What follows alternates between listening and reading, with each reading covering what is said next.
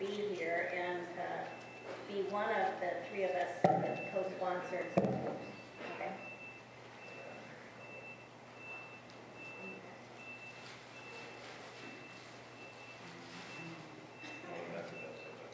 That's fine.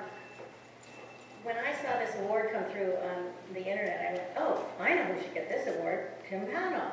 So instantly, I started that process going, and the other two co-sponsors, Jim Melmed, founder of Mediate.com, and Nina Meerding, who is a faculty member at many of the conflict resolution programs across the country and internationally, and very much an expert on divorce mediation, were delighted to be co-sponsors of this award, and we're thrilled, as I was, that Tim was selected.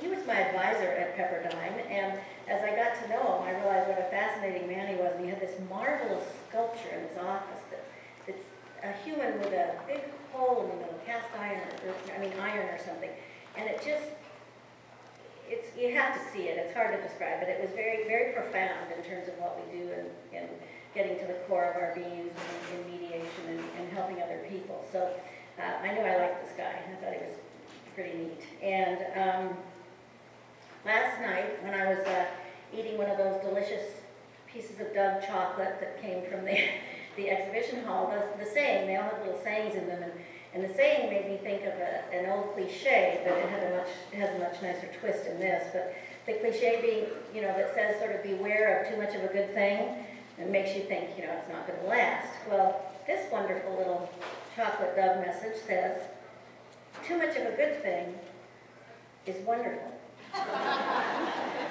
And it made me think of, all the talk we're having of international peacemaking that Ken Cloak and his efforts with his work, and Woody will be talking about, going in depth from mediation to peacemaking, and Tim with the Pachas Project for Faith-Based Diplomacy, how wonderful it is that we are all growing and getting more involved, and some of the leaders are actually founding these organizations to do more internationally and make an impact.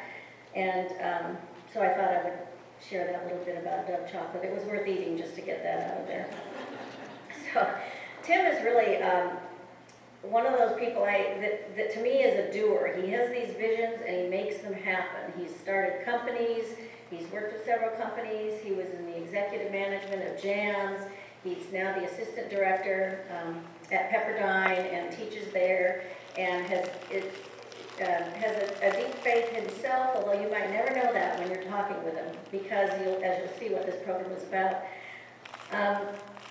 He came out, he put this all together on a flight back from one of his international trips, and he just saw what could be done with this Pachas project to make it happen. And here it is 3.5 years later, and it's just having some profound effect. Most of us in the Western world think of, we keep religion and business and decision-making separate, and often diplomats see religion as part of the problem instead of the solution. If you go to the Middle East and other cultures, many of them see it integral into the process of problem solving. And that's exactly what Tim's program does with his faith-based reconciliation model, is they work to get to the heart of people and their true identity beliefs, and then they work on problem solving.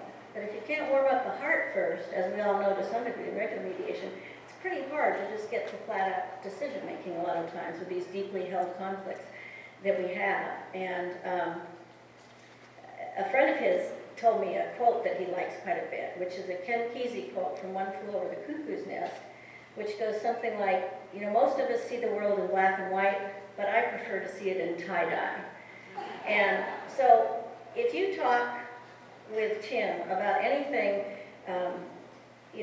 well, I'll say in the realm of religion for right now, and you express an opinion, and he'll say, well, what do you think, the Quran would say? I mean, what do you think the position would be from, the Torah or the Buddhist? And he's never quick, he's not quick to sort of agree with anything. It's like gets you thinking about what are the other perspectives? Can we walk in somebody else's shoes and see how that happens and make that happen. And I think they've been all over the Middle East. They're going into Africa soon, and he gets calls from a lot of places that where they're having a great impact. So with that, I would just like to introduce Tim Pownall, the 2011 Peacemaker Award, and he can tell you more specifically what he does with that program.